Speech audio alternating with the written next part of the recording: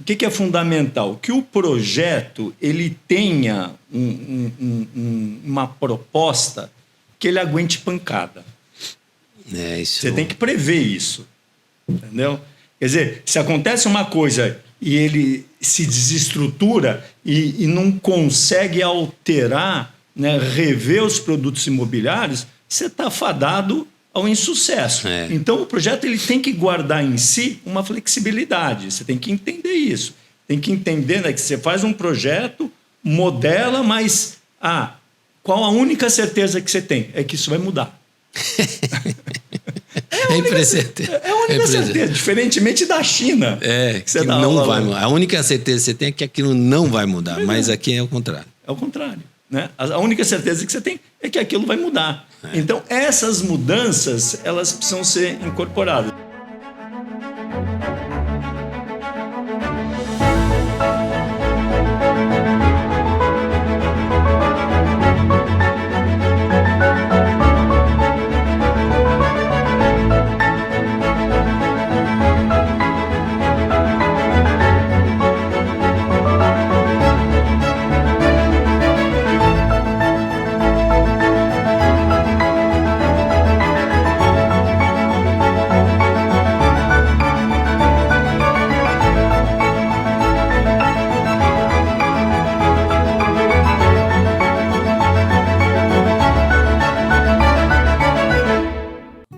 Quando um sonho finalmente ganha forma, a vida fica muito mais colorida. A Ibratim está presente em cada momento. Desde a decisão até a criação.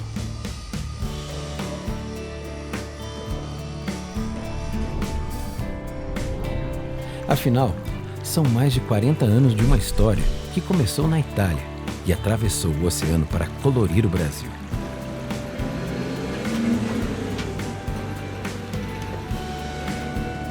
Uma mistura de sucesso.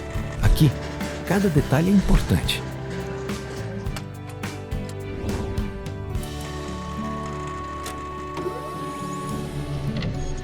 A tecnologia anda lado a lado com a criatividade.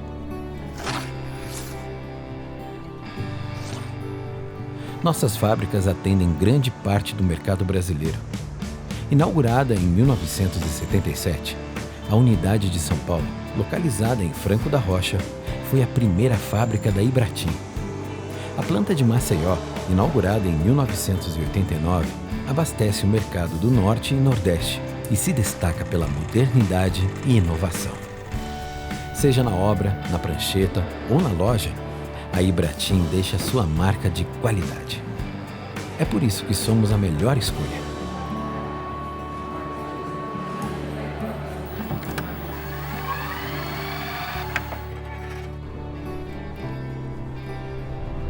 Ibratim, tintas e texturas do Brasil. Olá pessoal, bem-vindo a mais um Papo de Engenharia. Eu, Vladimir Rodrigues, engenheiro civil, mais uma vez aqui com vocês. Alexandre Oliveira, engenheiro civil. E mais uma vez um convidado de muita expressão no mercado, relevância, com muito conteúdo para a gente trocar aqui nesse papo. É o Paulo Lisboa, ele é graduado em Arquitetura e Urbanismo pelo Mackenzie. Bem-vindo. Obrigado, Paulo, por aceitar nosso convite. Nosso papo aqui é bem tranquilo, a gente vai fazer algumas provocações.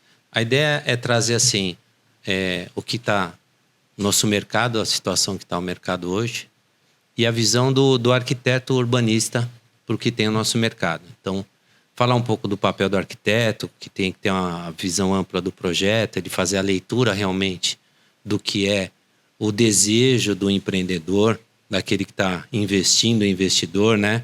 Ele ouve muito a ideia, então ele é um ouvinte e depois transforma aquilo lá e detalha num projeto, né? Como que você traz as soluções para adequar aquele sonho, né? Que o investidor tem, aquele produto que ele está idealizando e transformar aquilo numa realidade. Também usando as necessidades para atender o público, né? Aquela região, você atua a nível nacional, então você tem que ter é diferente as regiões de trabalho, o que tem um anseio daquele setor, daquela população, daquele nível que vai atender aquele produto. Nesse trabalho, assim, tem uma gestão toda do projeto que a gente fala muito, que é o papel do arquiteto, a gente até tentando resgatar. Outro dia a gente conversou muito com o Maurício Bianchi, né, Vlad, sobre isso, a preocupação do projeto, a falta de uma boa coordenação, quem seria o profissional ideal para coordenar toda a interface do projeto. Até a qualidade do projeto. Exatamente, do planejamento, fazer até uma compatibilização das diversas disciplinas. A gente também falou sobre a quantidade de disciplinas. Antigamente você tinha 6, 7 disciplinas, hoje você tem mais de 30 disciplinas para você coordenar. E tem a parte das tendências do mercado. Então, você tem uma inovação que às vezes, a gente até ouvindo ontem numa reportagem falando sobre o mercado, sobre os jovens, né, a falta de atratividade dos jovens, a gente tem uma dificuldade de mostrar até para os jovens a inovação do nosso mercado. Então, a gente não é mais aquele pessoal que empilha tijolo, né? Então, o Cioto fala, né? A gente parece que constrói como no Velho Egito, botando pedra sobre pedra. E não é verdade. Então, o que dá para demonstrar isso? A tendência do mercado da valorização do profissional, que se fala muito, mas será que se pratica isso? A gente valoriza mesmo os profissionais? A aplicação do BIM. A gente esquece, o BIM está no nosso dia a dia, conversando lá entre os profissionais, entre as empresas, desde 2006. Mas hoje eu vi uma reportagem outro dia falando que só 40% das empresas adotaram o BIM, nem isso. O 3D, né? E hoje a gente tem até a dimensão 6D, já fala da gestão da operação. Que a gente lá na IDIA trabalha muito a gestão da operação, e é praticamente impossível você encontrar um cliente que tenha todo o BIM modelado para você engajar na gestão. Então, a ideia é o que você está pensando de mercado, e depois a gente dá uma cutucada do que te trouxe, né, para essa área. A gente tem uma pesquisa falando de 6.500 pessoas, né, que estão na área de arquitetura, saem todo ano da faculdade, mas a gente não acha esse profissional. Ainda mais dizendo que a taxa de evasão da arquitetura é muito baixa, em torno de 10%.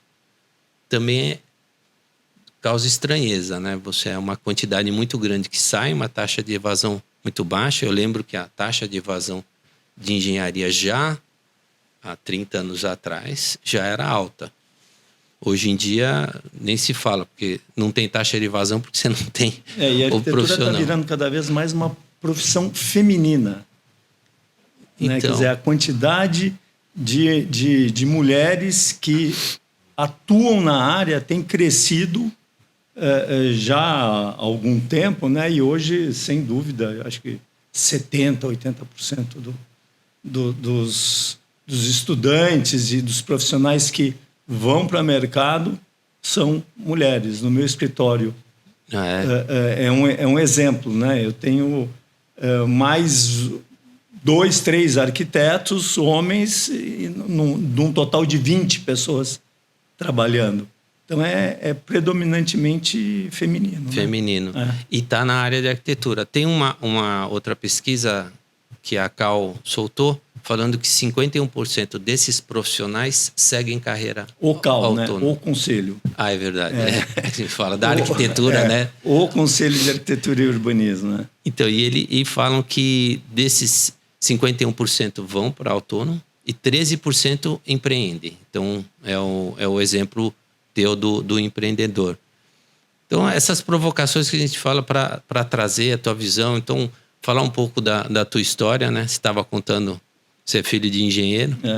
E daí o que trouxe para você aí que nessa ser arquiteto, carreira? porque era filho de engenheiro.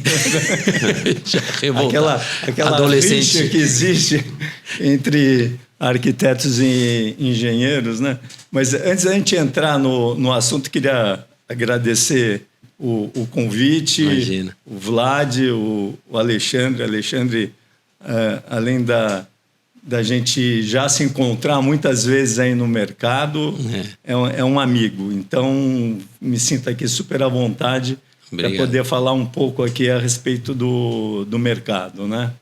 E abordar, já que estamos falando de mercado, eu acho que, a situação do mercado, né? O arquiteto, pela característica de formação, né?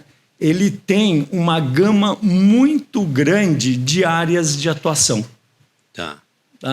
Então, quando você estava narrando, digamos, essa situação, eu vi que o teu foco é o arquiteto, basicamente, de prancheta, né? O arquiteto de projeto, aquele que encosta a barriga na prancheta, né? Que era o que a gente fazia antigamente, hoje não mais, né? Hoje é no plano de trabalho, né? Na mesa, rodeado de computadores, mas antigamente era na prancheta, né? Sim. Papel vegetal, papel manteiga. Eu fiz até edificações, eu quase virei arquiteto. Pois é. Se não tivesse tido uma experiência em obra de estágio, porque eu adorava desenhar nanquim. E aí você tem que ter todo um procedimento, um cuidado, né? Um entendimento de como aquilo precisa ser feito. Até quando você começa, como é que você prende uma folha de papel numa prancheta, né? Quantos durex você usa, de que forma que você estica, como é que se alinha e trabalhar as lapiseiras, né? Então, bons tempos esse. Eu até hoje gosto de usar assim para gerar as primeiras ideias. Ainda uso papel manteiga e lapiseira, né? E depois a gente vai introduzindo outras técnicas, né? Mas para poder fazer o pensamento fluir, né? E liberar a forma de expressão, a mão na lapiseira ainda é uma ferramenta muito criativa para poder fazer esse desenvolvimento. Mas voltando ao assunto então você estava focando, né? Prancheta, habilidade, projeto, né? E mercado imobiliário. Né? É verdade. E, na realidade, quer dizer, mesmo no mercado imobiliário, né? A gente tem uma gama de segmentos grande. Né? E, às vezes, um segmento está sendo muito demandado, outro segmento não. Né? Então, até para a estruturação dos escritórios de arquitetura, né? Da mesma maneira que as empresas, as construtoras também atuam em mais do que um segmento de produto, né? Os escritórios também acabam se diversificando no sentido de buscar alternativas, né? Então, por exemplo, se você tem o MAP, né? O segmento de médio e alto padrão que não está bem, o econômico pode estar. Vai voando. Né? Então, você vê os grandes players hoje do mercado têm as suas várias marcas distribuídas ao longo do mercado, né? E atuam, né? E em algumas as margens são maiores, nas outras as margens são menores, mas consegue montar uma estrutura, né? Para poder desenvolver e ter longevidade. Uma coisa que eu sempre falo é que no mercado imobiliário, na construção civil, a característica fundamental é você ser conservador. As empresas que são longevas são empresas conservadoras. Tá. Passa aí faz um brainstorm em cima disso, você vai verificar. E aquelas que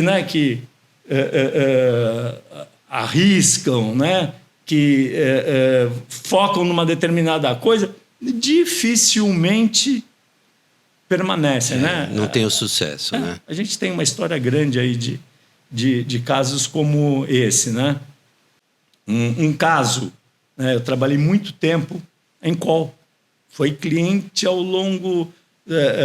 o início do meu escritório, né? Década de de 90, sou formado em 81, sempre empreendi, né? Então, desde o início, né, durante pouco tempo fui contratado por uma empresa, mas já tinha um escritório particular, era um galpão de arquitetos na Vila Madalena, pessoal do Mackenzie e da FAO, que gostava de projeto, e daí, né, com outros colegas de arquitetura, fui montando escritório, né, às vezes numa determinada composição societária, depois outra composição, e ao longo do tempo me estruturando e sempre trabalhando numa estrutura empresarial, né? Nunca numa estrutura de ateliê. Né? Tem muita aquela coisa do arquiteto, que é o arquiteto sonhador. É o né? artista. Do artista que tem um ateliê, que trabalha ali. Né? Nada disso. Né? Você tem que ter foco, tem que correr atrás do trabalho. Né? O trabalho não cai do céu, você precisa criar relações, você precisa ter uma estrutura de marketing, você precisa, se você não é o comercial, ter alguém que faça esse trabalho, né? Criar relações duradouras, né? E focar no cliente. Né? Então,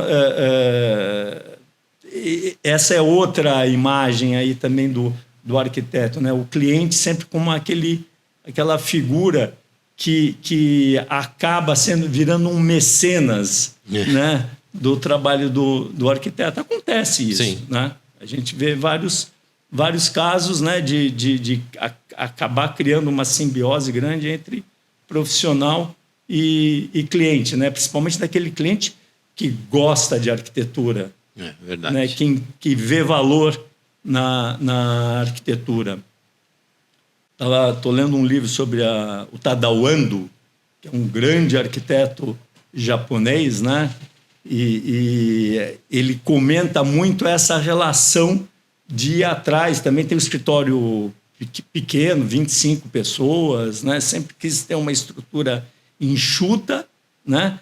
Mas ele falou, olha, nunca fiquei parado na prancheta, né, aguardando o cliente vir. O projeto cair. Né? Você precisa buscar a oportunidade. Né? E a oportunidade está aí, está no mercado. Né? Mas aí o mercado tem esses vários momentos. Né? Hoje, por exemplo, o segmento de médio padrão está bem judiado. Tá, porque ele depende muito do financiamento. Hoje a taxa está mais difícil você financiar. Então, você está ou abaixo ou acima, porque é um produto que é mais comercializável. Né? Então, taxa de juros alta, né? Você não tem nessa faixa, né? O produto imobiliário é caro. Sim. Né? Então, esse segmento acaba buscando alternativas. Né? É difícil viabilizar, né?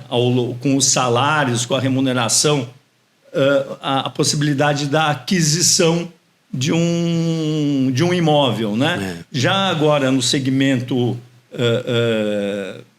econômico, com a reestruturação de valores que teve no início desse governo, requalificou, reequilibrou essa condição. E aí você vê que os produtos, né, econômicos, Minha Casa Minha Vida, deslancharam e estão sendo comercializados, né, em grande quantidade. E agora, as últimas, temos visto aí que está surgindo também a faixa 4, talvez para atender, né, esse produto um pouco maior, na faixa dos R$500 mil, né, passar a atender essa população. O altíssimo padrão não tem problema, né? Sim. Você pode comprar agora ou deixar de comprar. Se você tem a oportunidade, você vai lá. Porque daí lá é liquidez, é investimento e é oportunidade mesmo. E se o produto sendo bom, você vai ter mercado, né? Vai ver que aquilo é uma oportunidade. O imóvel de qualidade normalmente ele se valoriza a taxas acima, né, de inflação, dos investimentos de renda fixa. Então, tem atratividade. E você estava comentando assim, mas o arquiteto, ele vai... Então, eu direcionei muito a pesquisa e até o que a gente estava comentando no arquiteto de projeto e de projeto imobiliário. Mas você tem o arquiteto de design de interiores, né? Você tem... eu vejo muito arquiteto indo para a área comercial. Também. Né? Legalização. Então, não é nem a parte de projeto. É de entender o processo, entender o que a legislação... Para você ter essa demanda, você tem uma pessoa que, diferente do engenheiro, não diferente, mas ele tem uma empatia maior, né? Então você tem uma situação de entender mais o outro lado, de se ajustar no ambiente. Você tem muitos arquitetos que lidam diretamente com o cliente. Então, você vê a área de relacionamento das empresas, geralmente são arquitetos, né? A área que está entregando o produto junto ao cliente final, também é uma área muito tocada por arquitetos, né? Não tem uma outra área, assim, administração ou até engenharia, é muito arquiteto. É nesse sentido que você fala que tem essa atuação? Eu acho que não só nesse sentido que tenha, digamos, uma diversidade grande da área de atuação, mas vamos falar de outros segmentos, né? Então, tem arquiteto que trabalha como designer, né? Uhum. Designer de mobiliário, né?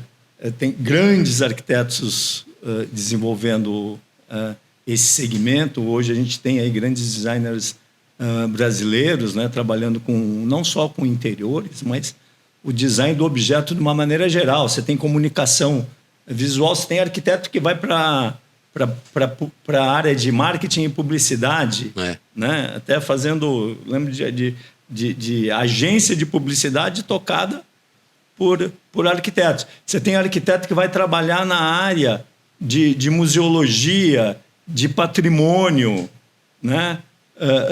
Preservação cultural. A minha formação inicial, quando eu ainda estava no Mackenzie, trabalhei alguns anos no Condefat. Né? Então, sempre essa área digamos, que trabalha com o patrimônio, com a preservação, com o bem cultural, foi uma área que me interessou, né? Trabalhei com o Carlos Lemos, trabalhei com o Rui Otaki nessa etapa, né? Você tem o arquiteto que, digamos, vai trabalhar com planejamento, vai trabalhar com urbanismo, né? Você comentou urbanismo, né? Tem as smart cities, né? Que se fala muito, né? Essa parte do ESG também junto com essa área. Não é fácil você incorporar, né, e até criar essa situação, esses ambientes, né, urbanísticos, uma cidade que nem São Paulo, que já está toda atravancada. Configurada, né? Exatamente. Então, mas o pessoal esquece que, assim, nosso São Paulo tem todo o interior, tem todos os outros estados ainda para desenvolver, então, né? E você mesmo numa cidade como São Paulo, digamos que tem um tecido urbano amplo, você tem grandes vazios urbanos.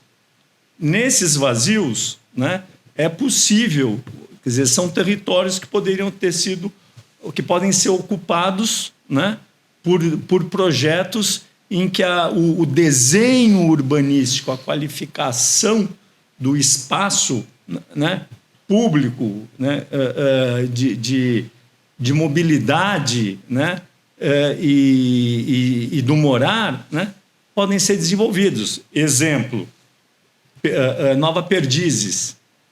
Tá. É uma área ali, né? Você tem ali 200 mil metros quadrados? Alguma coisa talvez. Mas é um bairro, né? É um bairro. Né? Eu estava te comentando, eu pessoalmente tenho um projeto que tem uma pressão enorme, que é uma área de 360 mil metros quadrados, desenvolvido no interior de São Paulo, em Indaiatuba, chama Parque Merak, e é um bairro aberto. Tá? Então, é um bairro dentro do conceito, né, de bairro planejado, tá, que, por incrível que pareça, hoje, no Brasil, você tem em torno de 80 projetos em desenvolvimento, em implantação de bairros planejados. Isso era há alguns anos atrás... impensável. Né? E feito pela iniciativa privada. Não é o poder público que está fazendo como chegou a fazer Brasília, né? Sim. A capital de Palmas, Tocantins, não é poder público. Iniciativa privada desenvolvendo bairros que vão lá do sul, né? Pelotas, Rio Grande do Sul, Santa Catarina, Paraná, São Paulo, né? Minas Gerais, todos esses estados têm bairros planejados. E como funciona o bairro planejado aqui, né, nesse contexto até de legislação? Porque, por exemplo, nós fizemos uma missão para a China e numa visita em Xangai, eles demonstraram a cidade inteira é planejada. Mas ela é planejada numa situação que, assim, cada lote já está pré-definido e naquele lote você tem a volumetria que vai ser construída, então não é uma volumetria máxima, não, é aquela volumetria. Não é Você já definiu a densidade e os usos. Exatamente, né? E o uso. Então aqui é corporativo, é office, é residencial, é comercial, já está pré-definido. Quando você traz para cá, para a nossa realidade, num bairro planejado, por exemplo, que vocês fizeram, vocês definem até que nível? Você define o nível do uso, não o nível de volumetria. Como que funciona? Então, você está falando de um Estado totalitário, sim, né? Sim. Que tudo pode e até em função disso, né? A qualidade hoje do que está construído lá só poderia ser gerado numa condição de controle total. Né? A cidade não é isso. Né? A nossa cidade não é isso. Né? Então, você vai, por exemplo, você começar... A legislação, a gente ainda usa a legislação, né? A 6766. Nossa Senhora. Né? Que é a que iniciou as leis sobre loteamento. Né? O que você vai definir de áreas... que são qual o percentual de viário, qual o percentual de área verde, qual o percentual de área institucional, como é que você vai, né? Então, a gente tem que obedecer uma série de legislações para poder chegar e tanto federal, né, como estadual e municipal.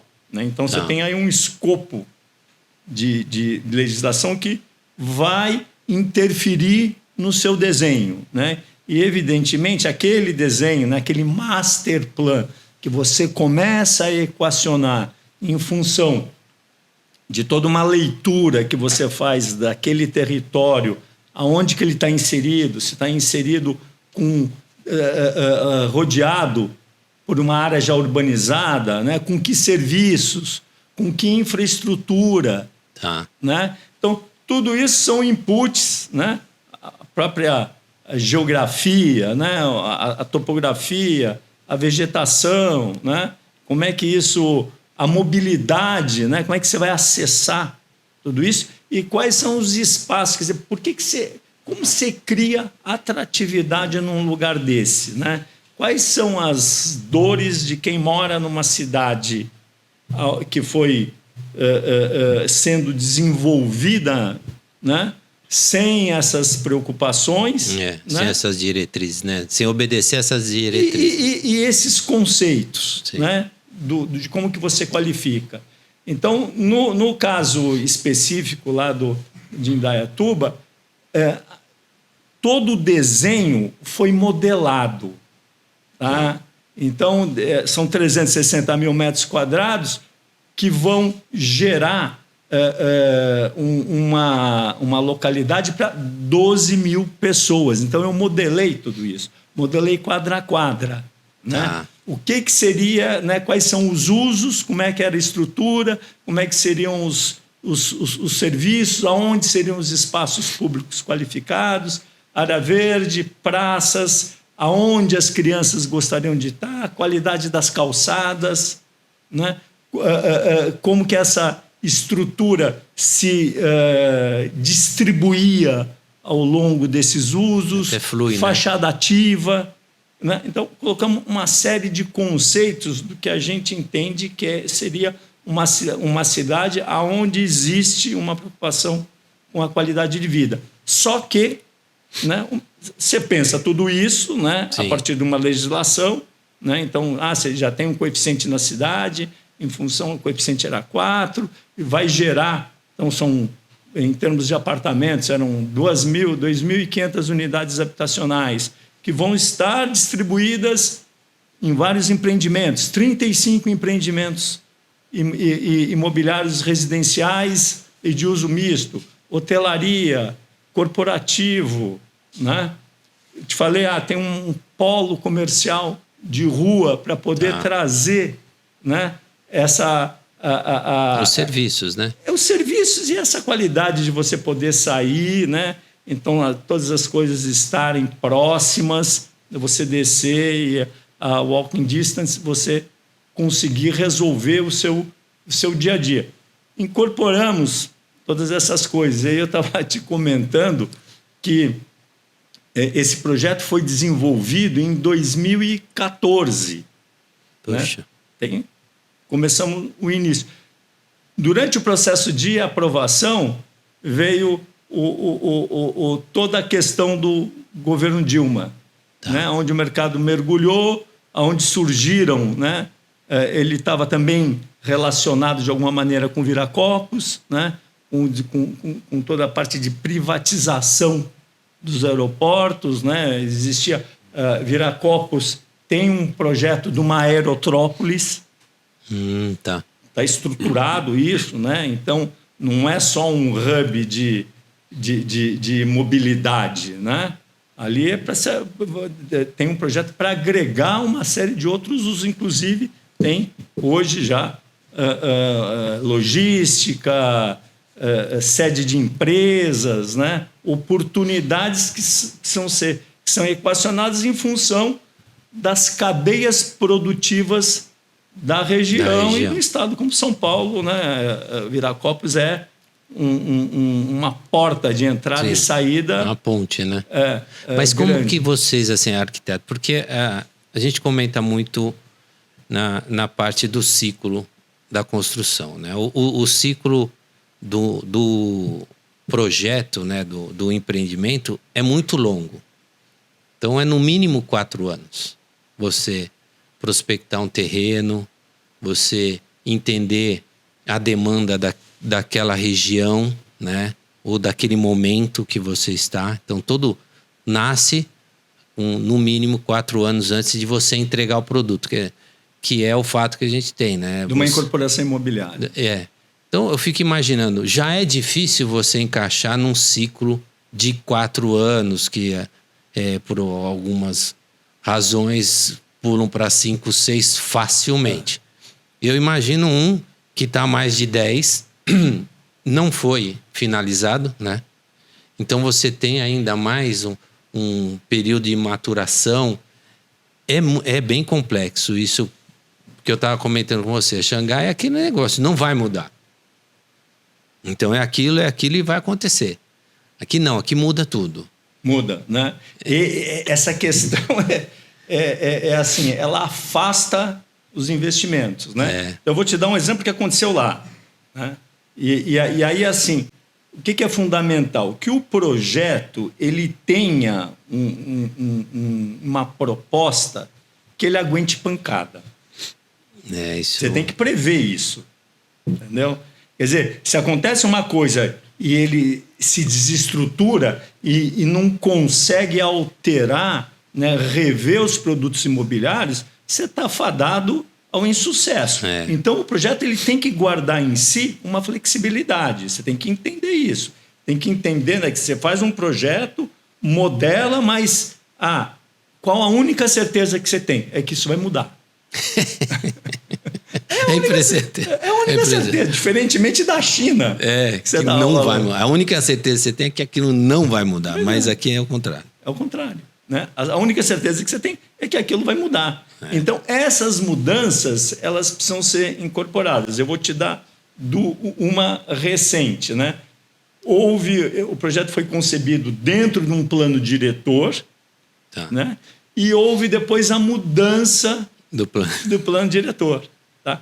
Quando ele foi concebido nesse plano diretor e teve todo um processo de aprovação municipal e estadual, para aquela demanda populacional, de usos, construtiva, etc., foi desenvolvida toda uma infraestrutura. Água, esgoto, gás, energia, coleta, tudo embutido, enterrado, calçadas, né?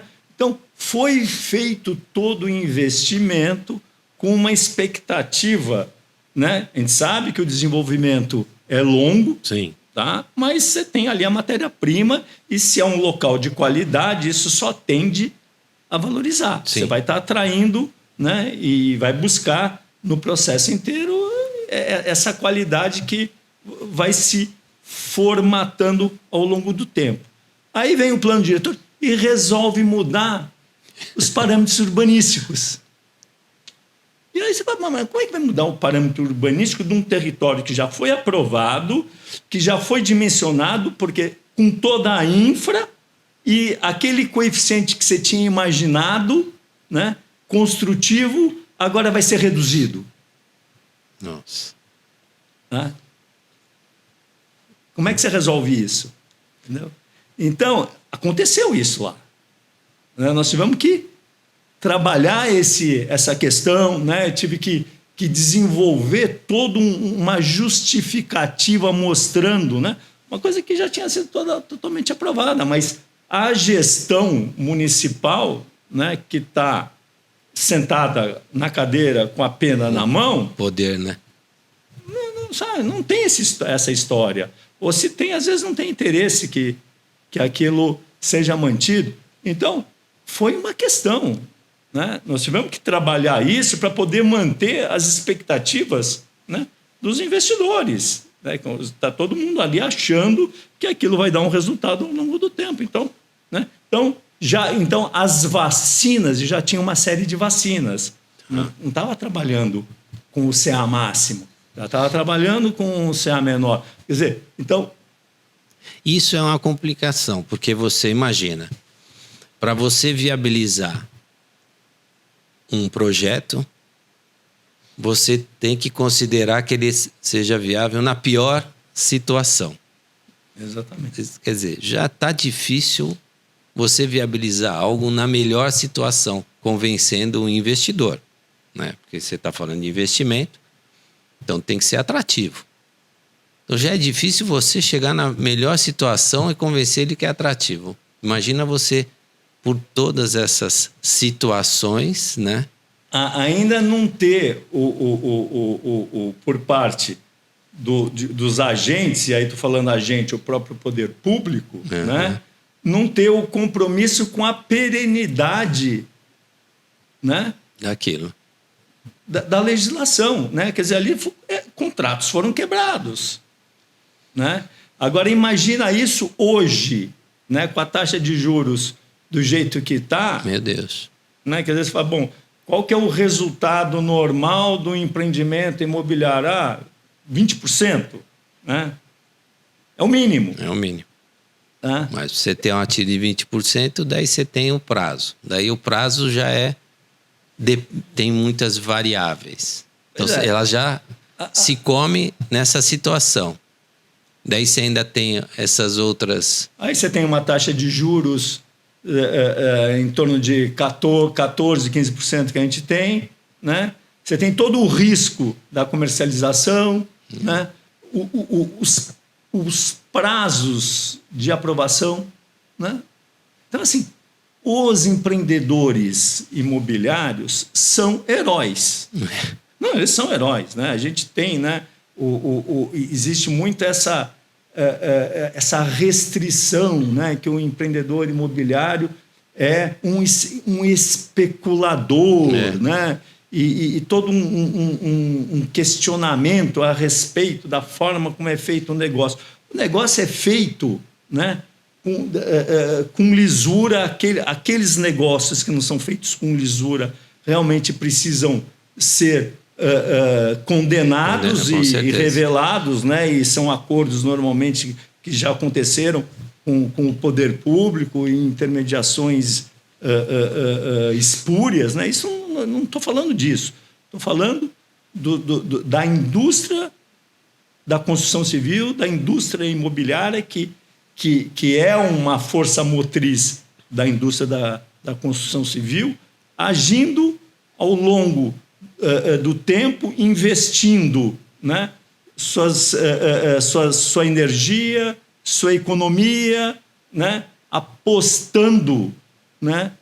Que aquele sonho, que aquilo vai dar certo. Outro dia estava vendo um podcast também sobre a Riviera de São Lourenço. Imagina. Há quantos anos a Riviera, né? Foi planejada? Década de 80, nós estamos em 2025, né? E tudo hoje, com base naquela marina maravilhosa que na época poderia... Que não pode ser feita. Que não foi feita até hoje. Tá? Mas hoje você vê lá um local que no auge da temporada chegam a ter, acho que o problema deles é enorme, né? Porque a variação de população, de densidade, sim, é absurdo, é imensa, né? Então você tem que conseguir não só ter a infra, mas todo o serviço para poder modular isso. Mas chega a ter 80 mil pessoas lá. Né? Agora, é um lugar que deu super certo. Né? A Sobloco é ou não é uma empresa que você precisa... Tirar o chapéu. Tirar o chapéu.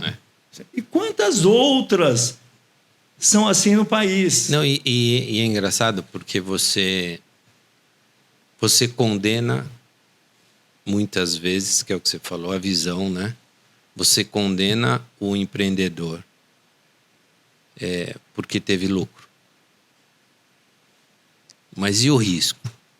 E para aquele ter aquele lucro, quantos ele ou outros tiveram insucesso e tiveram prejuízo, né? Isso não põe na conta. Não põe nessa conta. Na conta. Então é um negócio interessante. E também, então a gente vive também num setor que eu acho que é cultural, até acho que do brasileiro. Você divulga pouco o positivo, né? Você divulga muito mais o negativo. Porque, por exemplo, eu não sabia, mas há pouco tempo fiquei sabendo que a cidade de São Paulo ganhou um prêmio na ONU do projeto urbanístico da cidade, do plano diretor, né? Por causa da fluidez.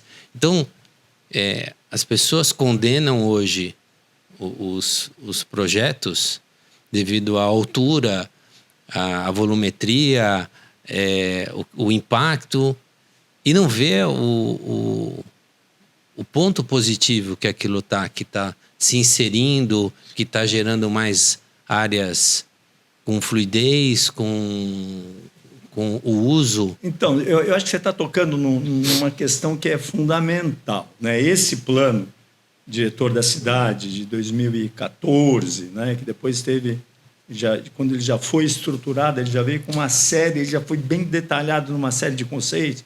Depois lei de zoneamento, depois veio uma quantidade enorme aí de decretos procurando regulamentar e corrigir, né? Porque é difícil se acertar tudo de uma vez só, principalmente nessa situação que teve de mudança do plano diretor, aonde a questão da mobilidade foi focada como principal. Aonde é que você vai resolver a oportunidade para as pessoas, né? Porque mobilidade é isso. Sim. Mobilidade é você dar oportunidade para as pessoas.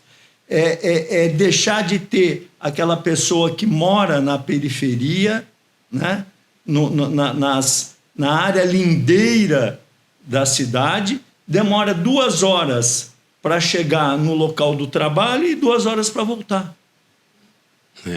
É insano, né? Quer dizer, aí, como é que você resolve isso? Né? Aquela pessoa está morando lá porque ela não tem condição de morar no território central. O território central, se você criar, e aí São Paulo desenvolveu uma legislação importante, que é a legislação da habitação de interesse social. Tem problemas? Pode ser que tenha alguma coisa. Sim. Mas a quantidade de unidades que foram geradas nas áreas centrais da cidade, onde você não tem mais, como tinha antigamente. Antigamente, habitação econômica só em ZEIS, que é a zona de interesse social. Só podia fazer ali. Você não podia fazer no restante da cidade. Hoje você faz em qualquer lugar. Né? Mas tem a contrapartida. Tem a contrapartida, tem o formato, né, de financiamento. Né? Inclusive, eles não veem que a situação também não criou só você puxar as pessoas para mais próximas, mas também levar para longe as oportunidades.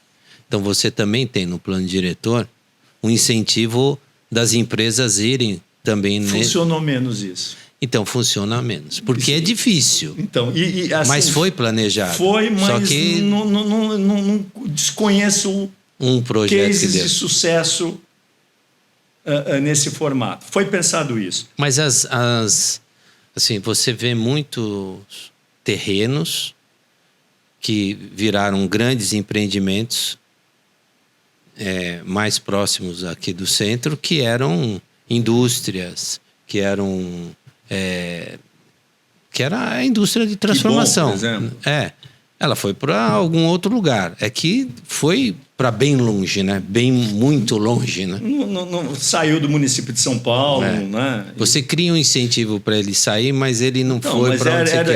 Era um tecido que já não respondia mais numa área central, né? Então foi gerado ali, né, um outro empreendimento. Você está adensando, está trabalhando com vários segmentos sociais, várias faixas de renda pela cidade. Hoje, o HS1, o HS2, né, mesmo o HMP, é a porta de entrada para você poder morar, para você trabalhar a questão da moradia ao longo da sua vida. Então, a gente, assim, não pode achar que habitação de interesse social é para aquela família, marido, mulher, 2 filhos morando na periferia. Não é isso. Né? O que é? Hoje é um formato de acesso a algum tipo de moradia, né? Que quem vai poder se utilizar aquelas faixas de renda, que às vezes é o quê? É um estudante recém-formado, né? Estamos falando de salário de arquiteto, engenheiro no início da vida, né? Que se habilita completamente. É verdade. A poder entrar nessa porta de entrada e está morando do lado do trabalho. E aquele tempo dele, né? Ele vai deixar de estar no trânsito, ele vai usar de uma outra maneira. E você só melhora na sua vida quando você está próximo das oportunidades de trabalho. As oportunidades de trabalho são medidas pelo tempo. Sim. Então, traça aí uma poligonal, vê aonde é que está o emprego e aonde está a moradia. O plano diretor procurou resolver essa questão, aproximar essas duas coisas. Esse é o grande mérito. E por isso, aí voltando, ele foi premiado. Porque é o que eu falo, você vê o impacto negativo, né? Então, por exemplo, eu moro ali na Vila Nova, e eu vi um rapaz postando uma crítica absurda, né? Ele subiu no ático do prédio dele falando assim, estou aqui na cobertura do meu prédio de 20 e poucos andares e olhando esse monstro que está sendo construído do lado do meu prédio de 40 andares. E falou um monte. Eu fiquei pensando, falei assim, poxa, eu vou subir no meu prédio de 13 andares e vou criticar o dele, que é um monstro perto do meu. Exato. Da mesma forma que há uns 40 anos atrás, a pessoa que morava lá no sobrado do lado do meu prédio deve ter olhado o meu de 13 e falou assim, olha, tem um monstro do meu lado. Então o pessoal só olha o umbigo e não sabe nem o porquê que é aquilo. Que é a mobilidade. Você está trazendo uma gente ali próxima de uma área que tem toda a infra já definida, que você tem a oportunidade de emprego, está do lado da Vila Olímpia, que tem as empresas estão ali. Então, é complicado você ver o copo só no meio vazio, né? São uma visão. Os chamados NIMBYs, né? Not in my backyard, né? Então, você está olhando... não acho que todo mundo tem o direito, né, de reclamar de tudo da maneira que quiser, né? Desde que esteja, digamos, dentro de determinadas regras, né? E toda essa discussão a respeito de reformulação do plano, lei de zoneamento, etc., é um debate que se dá, né, digamos, dentro do jogo da sociedade, né? Passa pela Câmara Municipal, sim, né? Pelo bem ou pelo mal, né? Mas passa por ali e ali. Estão se dando as regras de você poder reformular e criar um projeto de cidade para o futuro. Mas a situação que tem, assim, você vê todos sendo muito imediatistas. Então, no imediatista, o primeiro impacto que tem é negativo. Né? Então, você nem espera, né, dar tempo de maturação para aquilo ocorrer. Porque se você planejou algo, aquilo tem que ir acontecendo para você chegar no poder mostrar, né? Mostrar. Porque os ciclos são longos. São longos. Mas daí tem outro problema que a gente estava comentando, né? Nesse ciclo longo, nem dá tempo de chegar no que você planejou e já mudaram. Porque as regras mudam. É difícil. Mas acho que é nosso isso, né? A gente vai criticar o técnico que não escalou o Ronaldinho sem ter acompanhado o treinamento, sem saber se ele estava na melhor forma, se ele teve uma semana boa ou não. É nosso. Eu acho... Desculpa. Que enquanto o risco for totalmente do empreendedor, dessa incorporação, e ele ficar passivo a sofrer essas alterações e não tem proteção do que ele idealizou, os ciclos nós vamos tentar fazer ele cada vez menor para correr menos risco. E aí não tem como não ser agressivo, não ser especulatório, não tem como não ser. Porque para você fazer rápido tem que ser assim. Então vai ser... não tem proteção. Então se você pega, que nem do bairro planejado, e garante que o que foi idealizado... Porque imagina... Eu ia até perguntar. Imagina a dificuldade de você planejar o bairro, ou a cidade, ou um empreendimento que seja. Para quem que você vai planejar? Você vai planejar hoje para um perfil de pessoas, de família. Então a família tem normalmente um casal e 3 filhos. Daqui 5 anos é o quê? Um casal e um filho. Um casal e um 100 pet. filhos. Então, e 3 pets, né?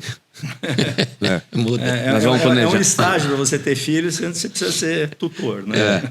Aí você vai planejar para o carro a combustão ou para o carro elétrico? Você vai planejar para ciclovia ou para transporte público? E todas as questões, por exemplo, a história do carro elétrico agora, assim, eu estou bem impressionado com as coisas que podem vir pela frente.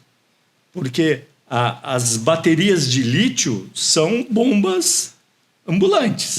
Né? Elas, se pegam fogo, você não consegue estancar. Imagina os prédios hoje na cidade de São Paulo, com a quantidade hoje de carros elétricos que estão sendo comprados, está tendo toda uma discussão a respeito dessa regulamentação. Eu acho que é um tema maravilhoso para vocês trazerem aqui. Eu estou no grupo de trabalho, mas olha, se a gente fala que o ciclo é curto dessas mudanças, essa está impressionante. Tanto que a gente está postergando trazer o Lauro para conversar aqui sobre isso, que ele tem todas as informações e ele coordena o nosso grupo. Mas ainda tá difícil. Pois é, então você... solucionar, porque você não soluciona um problema... É um problema de presente, passado e futuro. Então, presente é o que está ocorrendo, o futuro é o que está planejando em andamento ou o que vai ser construído, e o passado é o que já foi construído, e aí? Como se adapta? Então...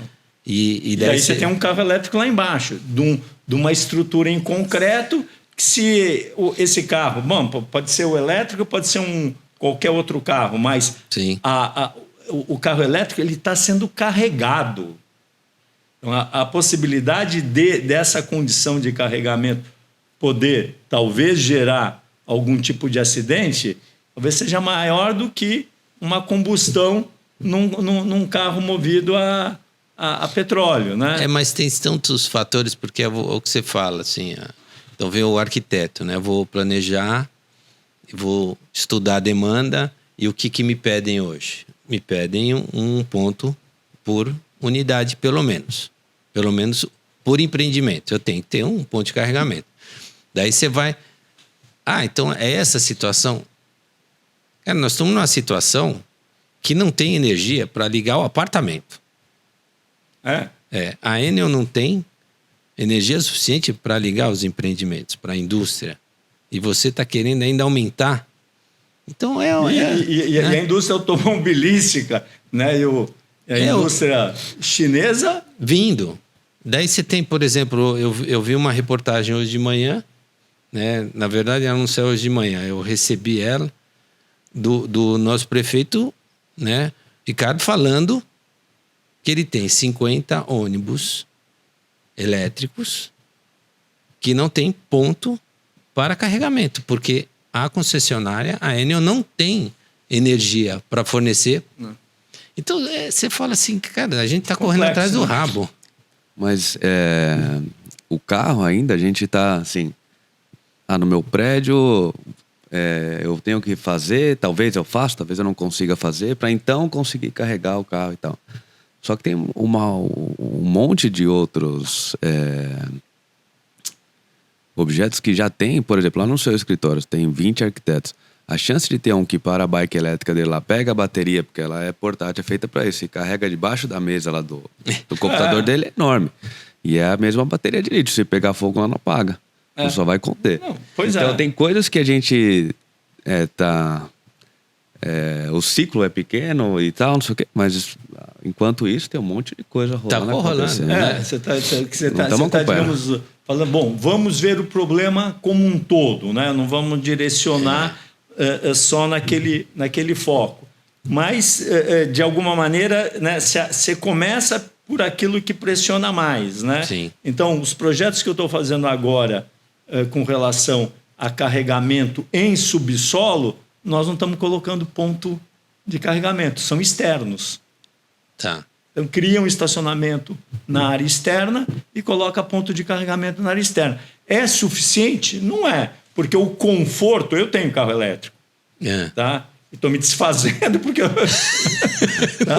Mas eu coloquei um ponto de energia no subsolo, na minha vaga, que é uma delícia, né? Você não passava mais imposto, né? Chegava em casa, clicava o carro, ia dormir, deixava o carro lá carregando a noite toda, né?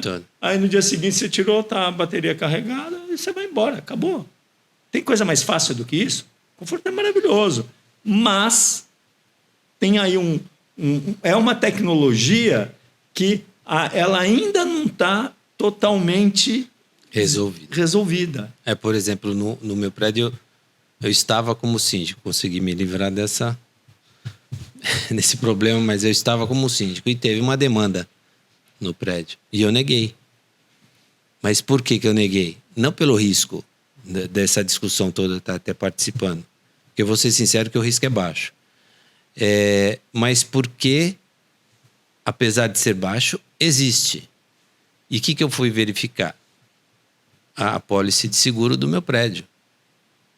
Se eu não tenho um equipamento que combata esse tipo de incêndio, o seguro não cobre. Pois é.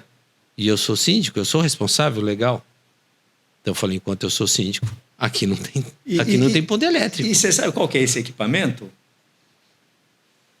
Então, aí que tá. Eu conversando a gente com virou o mundo, não tem ainda. Volvo, eles me falaram que estão desenvolvendo uma manta que já tem em alguns lugares, tem uma manta que você joga em cima do foco para poder abafar e ela... Mas se você vê a agressividade do incêndio de um carro elétrico, né, que não é o carro elétrico, da bateria, mas não tem Superman que tenha a coragem de chegar perto do incêndio para jogar a manta. Ela precisa já vir envolta nessa manta. Ou tá no teto, pendurado para cair. Mas não, a gente está estudando lá na empresa até algumas soluções com uma empresa de extintores até de fora. Tem uma espuma, daí você vê como uma espuma, mas ela tem que estar no ponto certo, direcionada. Não é simples assim. Entendeu? É um outro treinamento para a brigada. Então, exatamente. Tem uma série de procedimentos, né, que precisam ser incorporados. Mas voltando, Vlad, para o seu questionamento a respeito da, digamos, interferência ou da incidência de todos esses fatores externos num empreendimento, num processo que é de ciclo longo de realização, né? A questão que eu acho que é fundamental é você criar as tais das vacinas, ter flexibilidade. Entendeu? Quer dizer, como que você consegue ir se adequando, né? E você ter um projeto com características boas, né? Qualidade suficiente para poder abrigar isso aí. Um exemplo bobo, né? Você vai fazer um projeto, por exemplo, de uma unidade habitacional dentro de um edifício, Minha Casa Minha Vida, que normalmente você se utiliza do quê? De alvenaria estrutural. Você não pode mexer uma parede de lugar.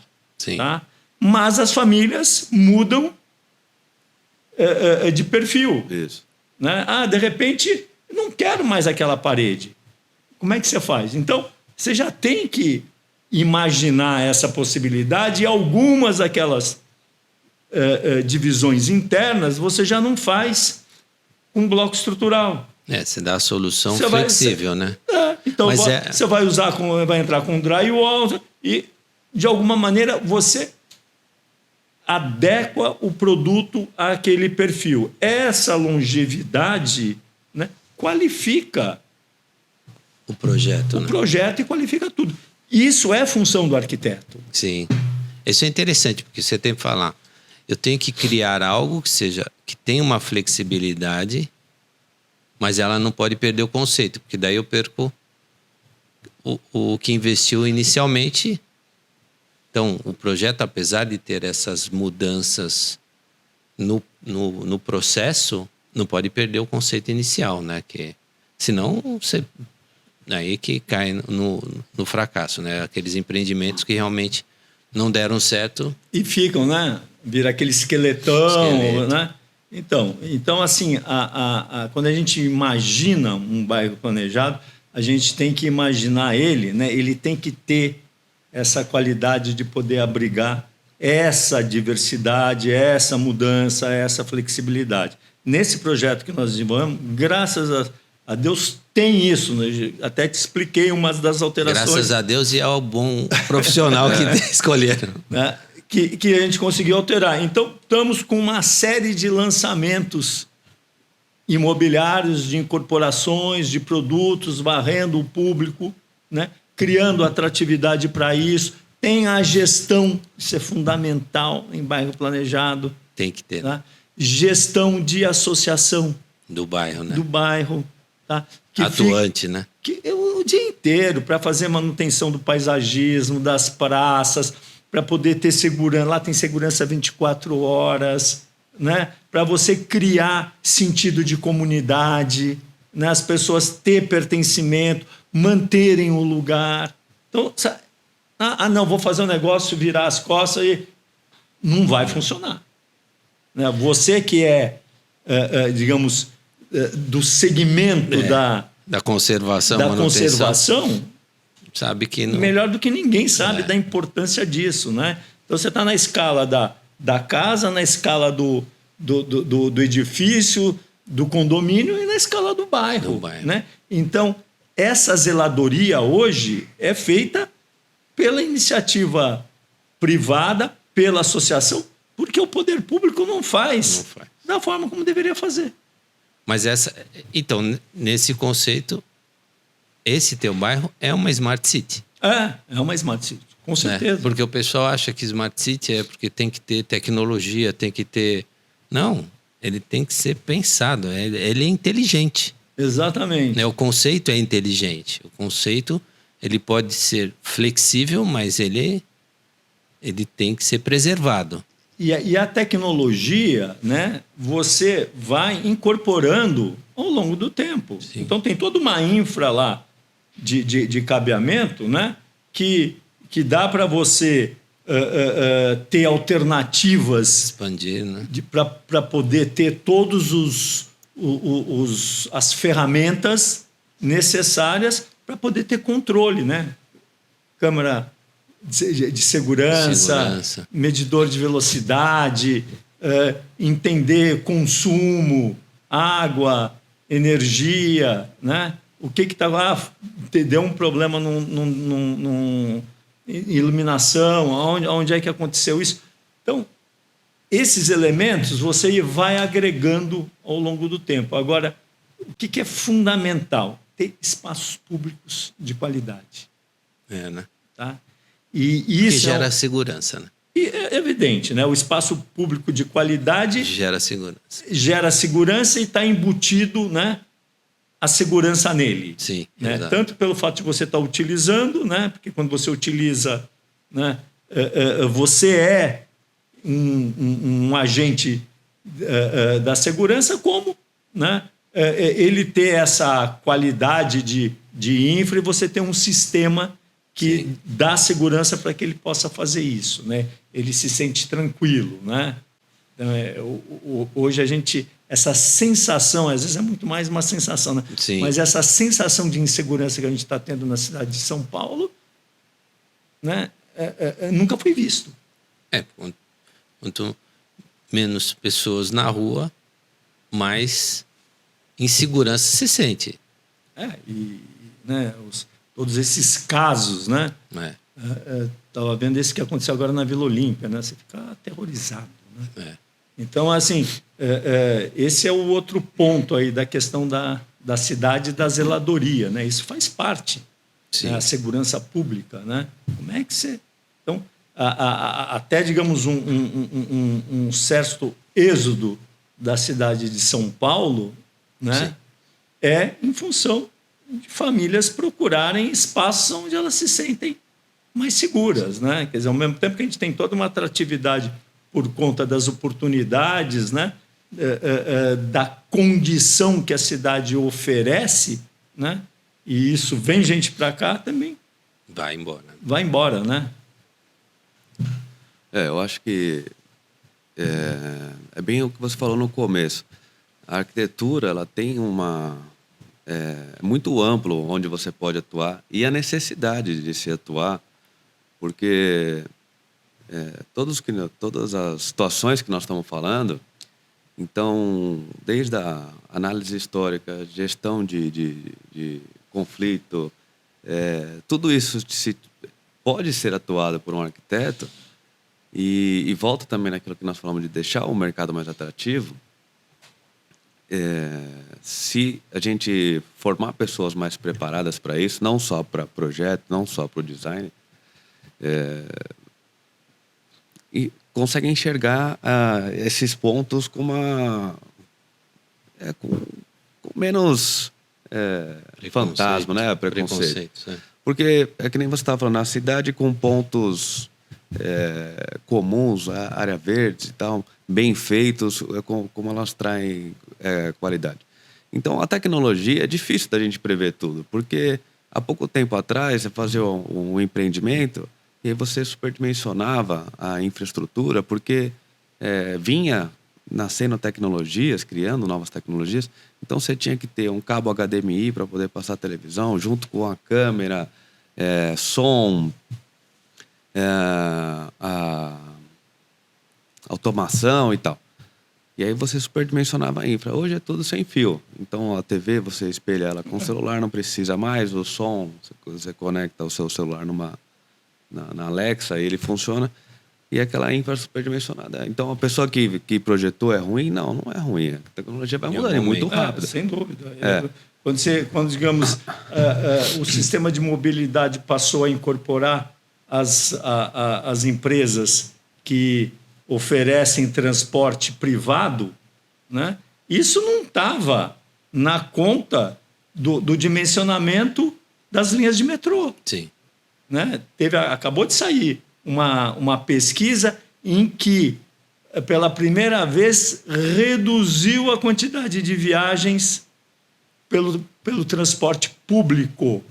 Pela primeira vez na cidade de São Paulo, reduziu a quantidade de viagens por transporte público, mas não a quantidade de viagens em geral, porque parte dessas viagens não estão sendo feitas pelo automóvel privativo, mas estão sendo feitas através das empresas que oferecem o serviço de mobilidade particular, né? Então, isso é um dado. Sim. Né? Um dado, né, para você embarcar quando você está dimensionando, né, o próprio viário. Né? O próprio viário, né? Então, assim, já vi projetos, né, sendo desenvolvidos em que você muda o uso do viário ao longo do dia. Diferentes usos, não é só circulação. Tá? Assim, projetos para você pensar em possibilidades. Da mesma maneira que hoje a Avenida Paulista, aos domingos, ela é fechada para poder ter um outro tipo de uso, você pode ter vias, né, que elas vão se adequando aos ciclos de necessidade ao longo do dia. Então, durante um período, você tem uma escola próxima que ela precisa estar mais fluida, você vai resolver os faróis, os acessos. Aí, durante um outro período, ela poderia ter uma outra atratividade, poderiam ter ali uma série de bancas, de módulos, em que as pessoas pudessem ficar mais na rua. Aí você diminui o espaço carroçável, né? E vai adequando, né, essas coisas. Quer dizer, hoje existe tecnologia que possibilita tudo isso, né? Você tem que medir, tem que controlar, né? Tem que... você tem que gerar dados para ter informação. Para ter informação e aí ver como você vai embarcando, né? essas tecnologias. Então, né? por isso que eu falei que é importante flexibilizar isso. Não dá para você pegar o seu projeto que iniciou em 2011 e agora exigir que ele atenda uma determinada demanda que surgiu agora. Sendo que você idealizou lá, começou ele pensando num cenário, por mais que você tenha previsto, tem coisas que mudam. Então, você que foi síndico, antes da pandemia, você tinha uma demanda de delivery. Hoje você tem outra. Sim. Não sai empreendimento mais sem uma salinha de delivery. Então, tem que adequar. Não simplesmente impor. Se você não tem sala de delivery, você não pode mais inaugurar.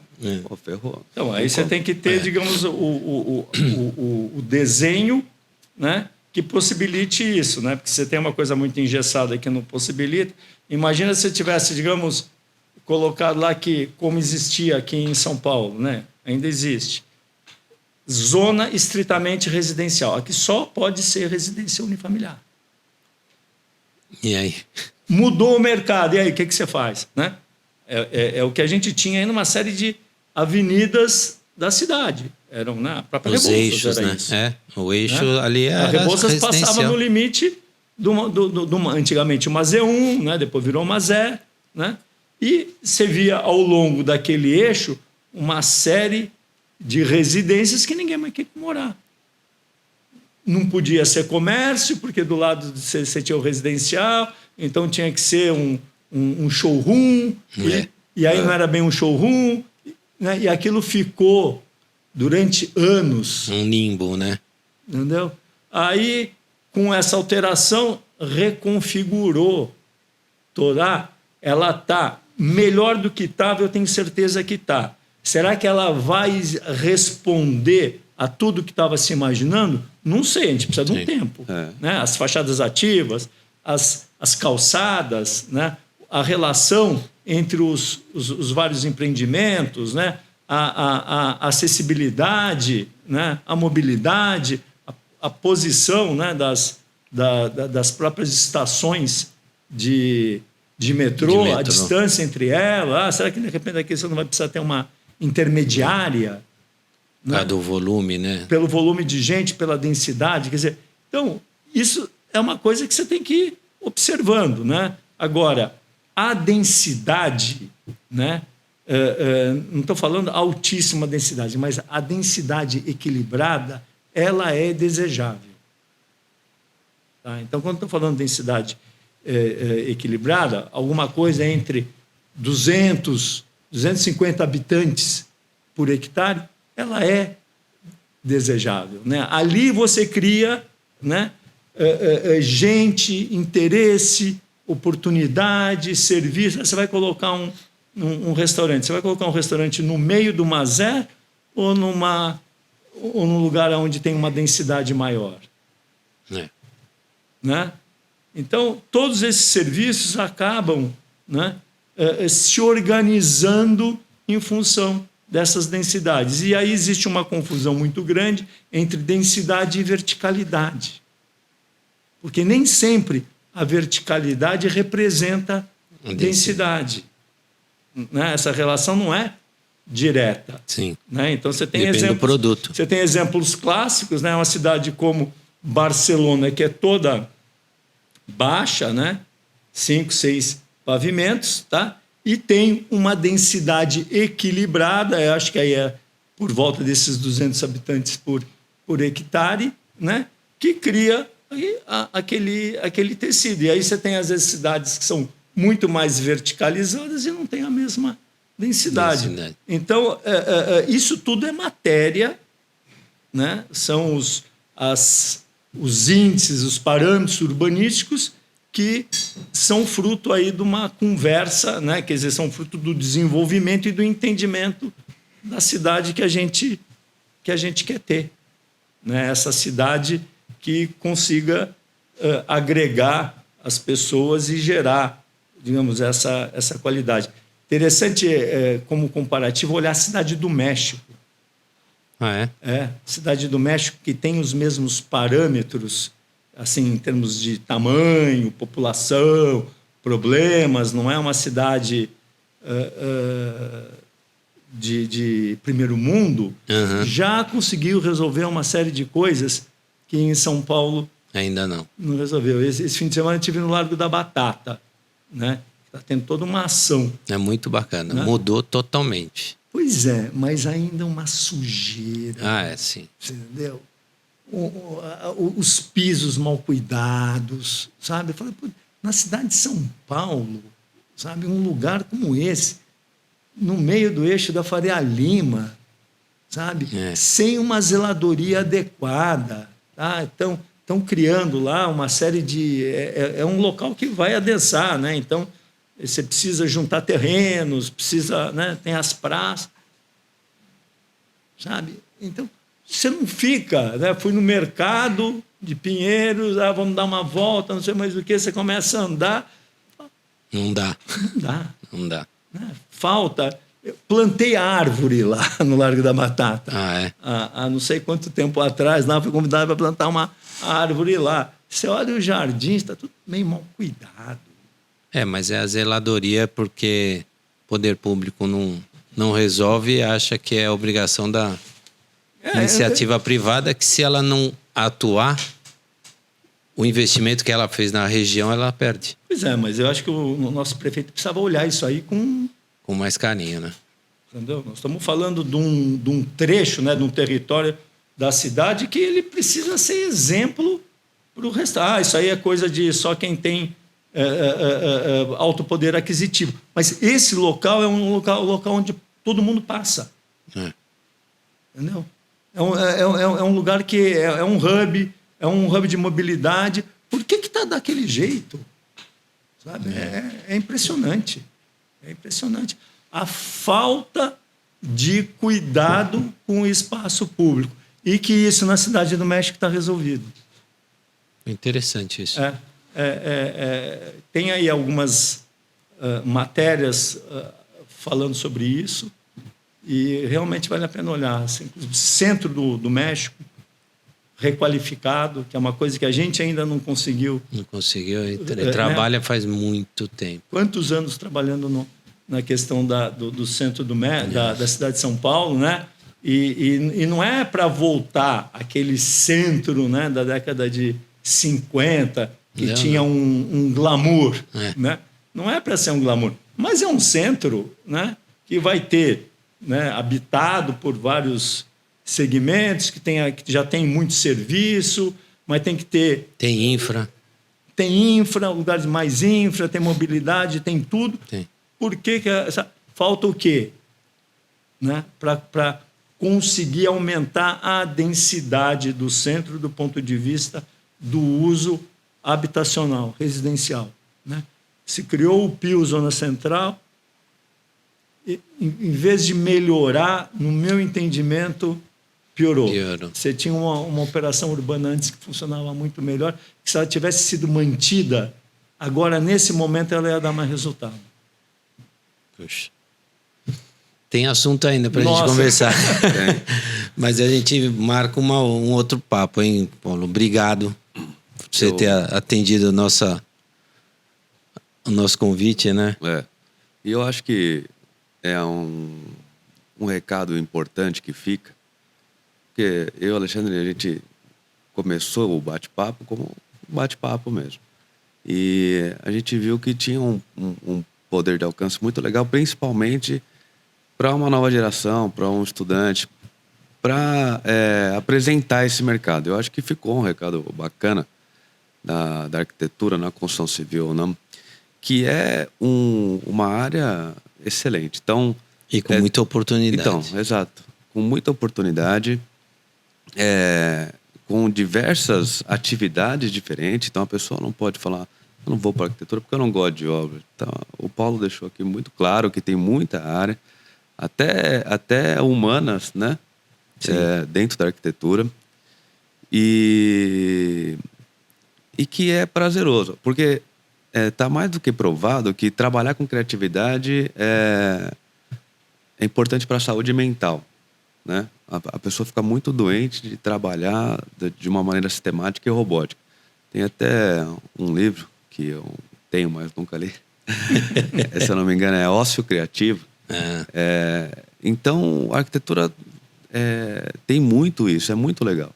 Então, eu acho que fica um recado para essa geração que está estudando, que está pensando em estudar, que é um mercado legal, que tem oportunidade, que dá para se fazer o salário, mas como todas as outras áreas sofrem, né, a parte econômica, e que é saudável, é tecnológico, né, para a geração que busca tecnologia. Então, muito legal. Acho que foi um papo esclarecedor para vários pontos e principalmente para esse aí, para essa geração. Obrigado mesmo. Bom, então, fico feliz que a nossa conversa tenha tido esse entendimento. Realmente a gente tem aí só o início ali dos seus itens, cada um desses pontos. Dá uma hora de papo. Dá uma hora de papo, né? Eu acho que a mensagem principal aqui que eu queria deixar é que o desenho, né, a atitude criativa do arquiteto, você imaginar, você pensar, você conceber, né, e criar as condições para que aquilo vire, né, realidade, é transformador. Isso transforma, né? Então, existe uma frase que define bem que no início, né,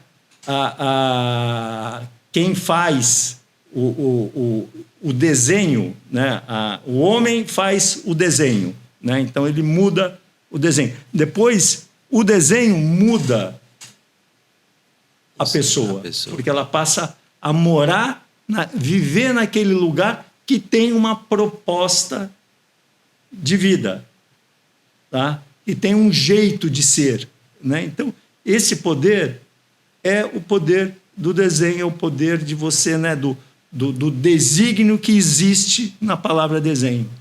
Tá? Bacana. Então, para essa, digamos, geração que está buscando propósito, né? É uma atividade que o propósito está implícito na sua ferramenta. Sem dúvida. Muito legal. Legal. Obrigado. Obrigado, professor.